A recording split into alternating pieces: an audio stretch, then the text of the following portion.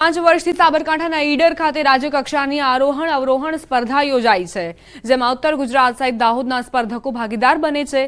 ત્યારે આ વર્ષે પણ આરોહણ અવરોહણ સ્પર્ધાની શરૂઆત ઈડર ગઢ ખાતે થઈ હતી, જેમાં 217 જેટલા સ્પર્ધકો ભાગીદાર બન્યા હતા। સામાન્ય રીતે આરોહણ અવરોહણ સ્પર્ધામાં સ્પર્ધકોને ઈડર ગઢ ઉપર પહોંચી પરત નીચે આવવાનું હોય છે, જેના પગલે રૂટ સહિત ऊपर તેમજ નીચે પાયારૂપ સુવિધાઓ ઉપલબ્ધ કરાવવાની હોય છે। જો કે સ્પર્ધામાં સ્પર્ધકો દ્વારા પાયારૂપ સુવિધા ન હોવાના આરોપ મુકાયા છે, જેમાં મેડિકલ ટીમ સહિત લીંબુ પાણી ન હોવાની રજૂઆત કરી હતી। રાજ્ય કક્ષાની આરોહણ અવરોહણ સ્પર્ધામાં પાયારૂપ સુવિધાઓ પૂરી નથી થઈ શકી, ત્યારે રાષ્ટ્રીય કક્ષાની સ્પર્ધામાં આવી સ્થિતિ યોજાય તો સ્પર્ધકો માટે જોખમી બને તો નવાઈ નહીં।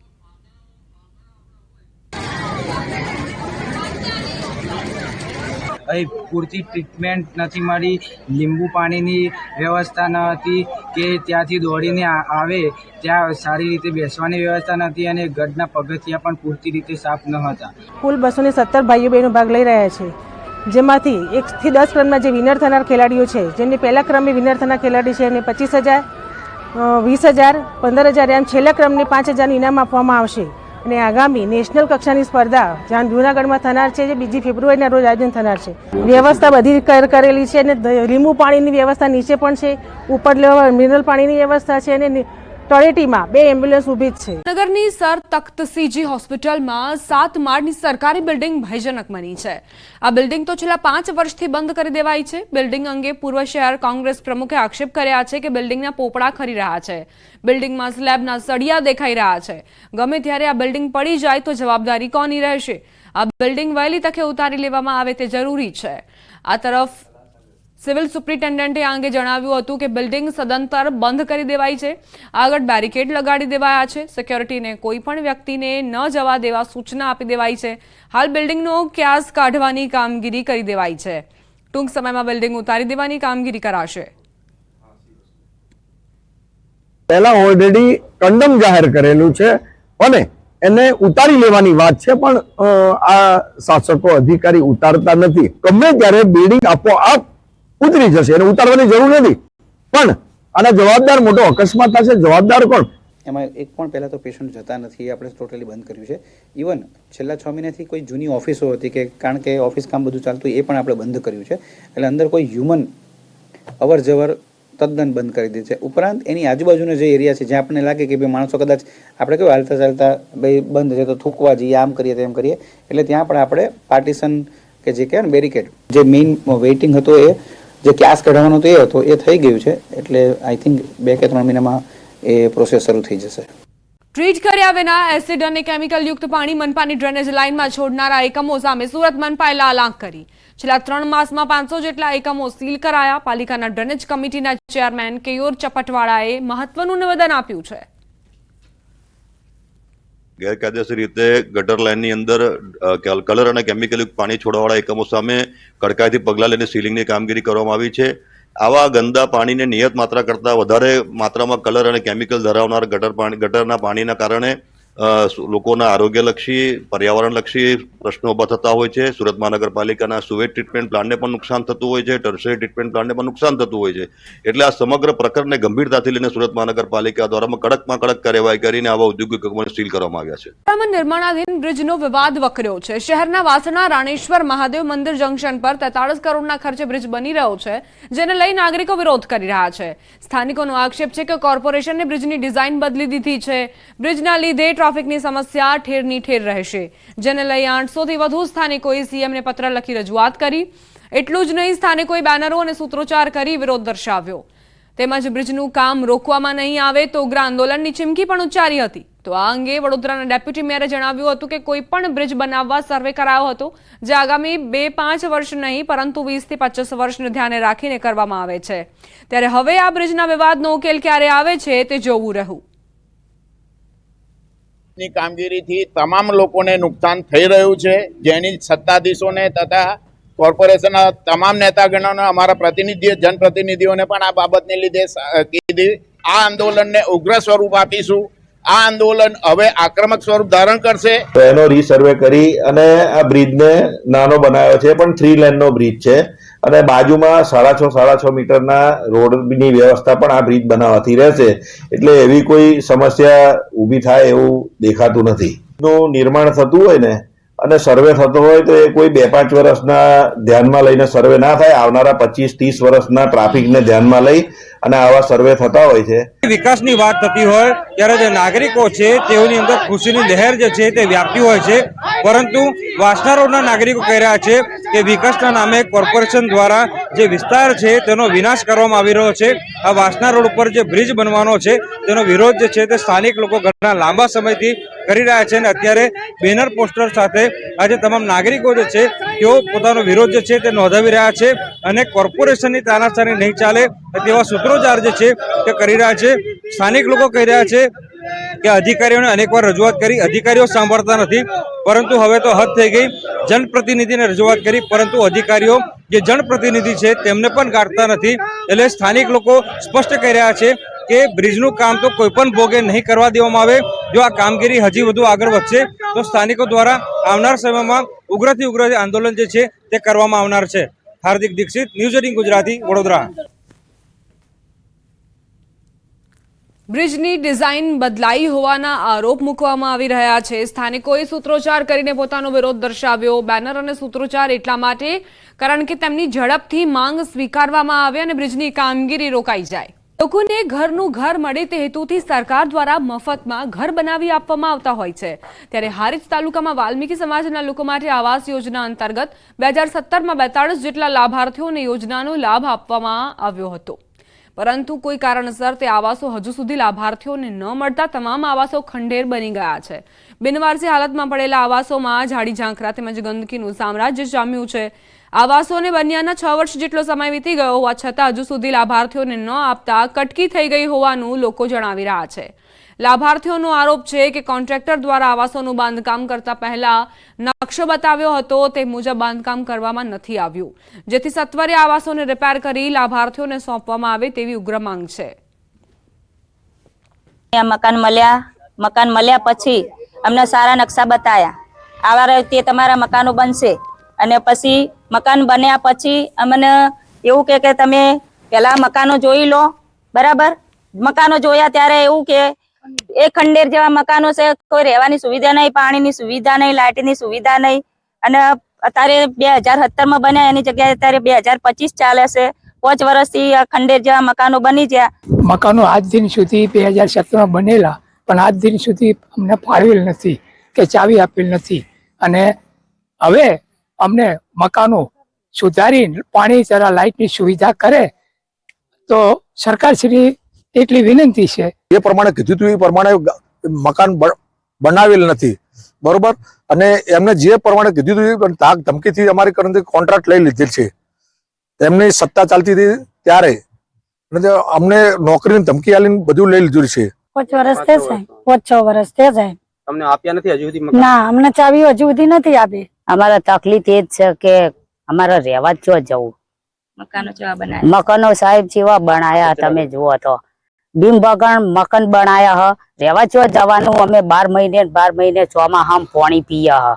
રહેવા ચો જવાનું? મકાનો 17-18માં બન્યા હતા. આ લોકો ચાવીઓ માંગવા ગયા હતા ત્યારે એ લોકોએ કીધું કે તમે ચાવીઓ માંગવા આવ્યા છો પણ તમને નકશા મુજબ તમારી રજૂઆત છે નકશા મુજબ મકાનો નથી, તો જો ચાવીઓ લેવી હોય તો રાત્રે 12 વાગે આવજો, નહીતર છે ને અમે તમને ચાવીઓ સોંપીશું નહીં. કોઈ અધિકારી લેવલે, કોઈ કોન્ટ્રાક્ટર લેવલે એમનો અવાજ નહોતો સંભળાતો. હારીજમાં વાલ્મીકી સમાજને ઘરનું ઘર મળી રહે તે હેતુથી સરકાર દ્વારા વર્ષ 2017-18માં લગભગ 42 જેટલા આવાસો મંજૂર કરવામાં આવ્યા અને પૂરતી ગ્રાન્ટ પણ આપવામાં આવી, પરંતુ કોન્ટ્રાક્ટર દ્વારા ક્યાંક હલકી ગુણવત્તાનું કામ કર્યું હોવું તેવું લાભાર્થીઓનો આરોપ છે. પરંતુ મહત્વની વાત છે કે 2017-18માં જે મકાનોનું નિર્માણ થઈ ગયું છે તેને લગભગ 5 થી 6 વર્ષ જેટલો સમય વીતી ગયો છે, તેમ છતાં લાભાર્થીઓને આજ દિન સુધી આ મકાનો આપવામાં આવ્યા નથી. જેવી રીતે દ્રશ્યો દેખાઈ રહ્યા છે કે જે મકાનો બનાવ્યા હતા તે હાલની સ્થિતિ એકદમ ખંડેર હાલતમાં થઈ જવા પામ્યા છે અને મકાનો નજીક ગાંડા બાવળોનું અને ઝાડી ઝાંખરાનું સામ્રાજ્ય જોવા મળી રહ્યું છે. અને જ્યારે અંદર આપણે નજર કરીએ તો દારૂની ખાલી બોટલો મળે છે, એટલે કે નશીલા પદાર્થોનું સેવન કરવાનું ક્યાંક આ મકાનો અડ્ડો બની ગયા છે. મહત્વની વાત છે કે સરકારનો જે હેતુ હતો કે લાભાર્થીઓને ક્યાંક ઘરનું ઘર મળે, એટલે કે જે લાભાર્થીઓ સુધી યોજના પહોંચી હતી તે પહોંચી તો ખરી, મકાન પણ બની ગયા, પરંતુ ક્યાંક મકાન બનાવવામાં કોન્ટ્રાક્ટર દ્વારા ગેરરીતિ આચરવામાં આવી. જે વાલ્મીકી સમાજના લાભાર્થીઓ છે તેમને પાકા મકાન બની ગયા છે, પરંતુ તેમ છતાં મકાનો તેમને ના મળવાના કારણે હજી સુધી તે લોકો ક્યાંક કાચા મકાનોમાં પોતાનું વસવાટ કરી રહ્યા છે. બનાસકાંઠામાં વડગામના 17 ગામોના તળાવોને ડિંડરોલ મુક્તેશ્વર યોજનામાં સમાવેશ કરી પાણીથી ભરવાની માંગ કરાઈ. ધારાસભ્ય જિગ્નેશ મેવાણી સાથે ખેડૂતોએ પાલનપુર કલેક્ટરને આવેદનપત્ર આપી રજૂઆત કરી હતી.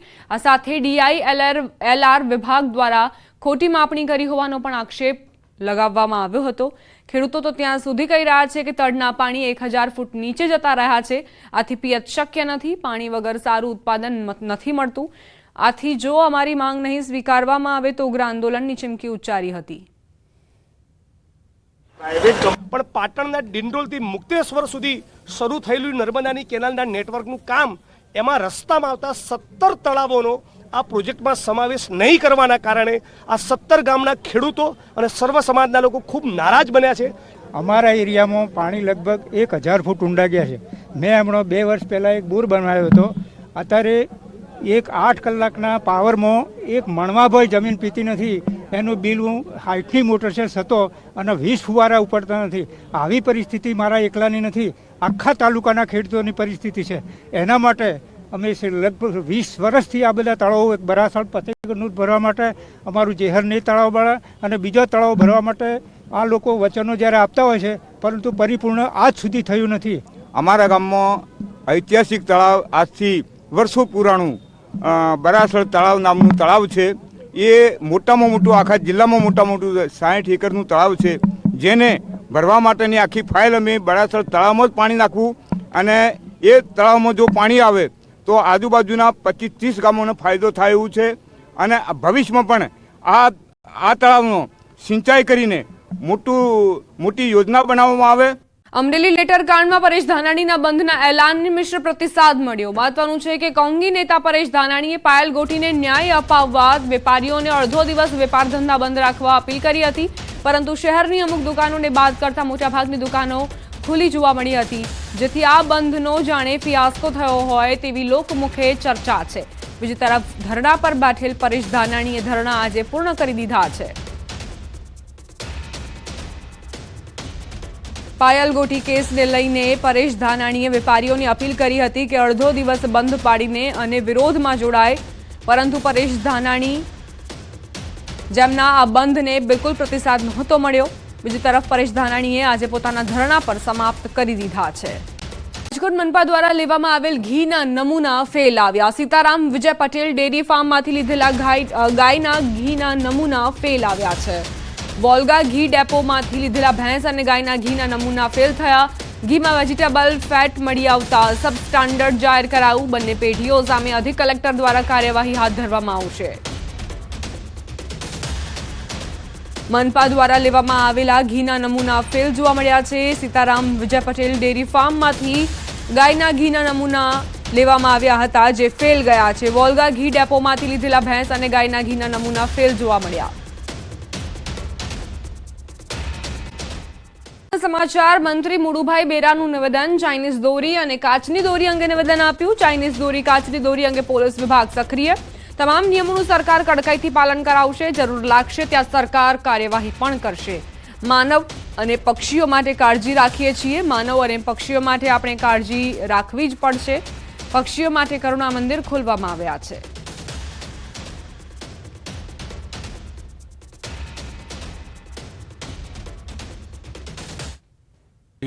જે ચાઇનીઝ દોરી હોય કે કાચની દોરી હોય, એના માટે અલગ અલગ ડિપાર્ટમેન્ટ એનું ધ્યાન રાખે છે.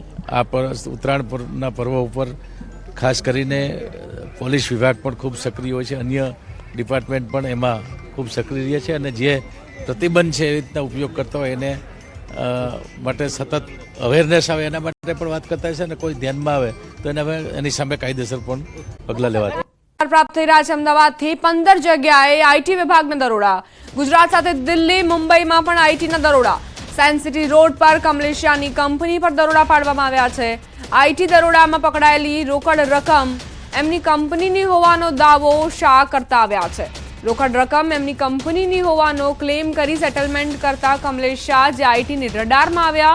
કમલેશિયાની રોકડ રકમને ક્લેમ કરતી મોડસ ઓપરેન્ડી પકડવા દરોડાની કાર્યવાહી કરાઈ. કમલેશિયાની કંપની અને ભાગીદારો પર દરોડાની તપાસ કરવામાં આવી રહી છે.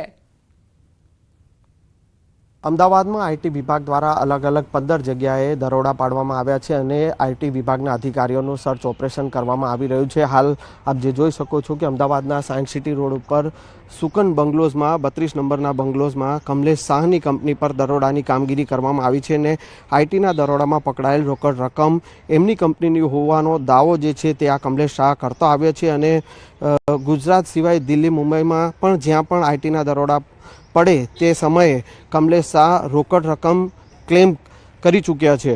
રોકડ રકમ એમની કંપનીની હોવાનો ક્લેમ કરી અને સેટલમેન્ટ કરતા કમલેશ શાહ જે આઈટીની રડારમાં આવ્યા હતા અને કમલેશ શાહની રોકડ રકમની ક્લેમ કરવાની મોડસ ઓપરેન્ડીને લઈને દરોડાની કાર્યવાહી કરી તેમને પકડી પાડવા માટે કાર્યવાહી કરવામાં આવી રહી છે. કમલેશ શાહ અને તેની કંપનીના ભાગીદારોને ત્યાં પણ દરોડાની કાર્યવાહી જે છે તે કરવામાં આવી રહી છે અને અત્યારે ગઈકાલે પણ આ સર્ચ ઓપરેશન કરવામાં આવ્યું હતું અને આજે પણ જે છે તે આ સર્ચ ઓપરેશન ચાલુ છે. 15 જેટલી જગ્યાએ કમલેશ શાહ અને તેના ભાગીદાર કંપનીના જે ભાગીદારો છે અને તેમને ત્યાં પણ સર્ચ ઓપરેશન કરવામાં આવી રહ્યું છે અને આ દરોડાની કાર્યવાહીના અંતે બેનામી રોકડ વ્યવહાર અને આર્થિક વ્યવહાર મળી આવે તેવી શક્યતાઓ જોવાઈ રહી છે.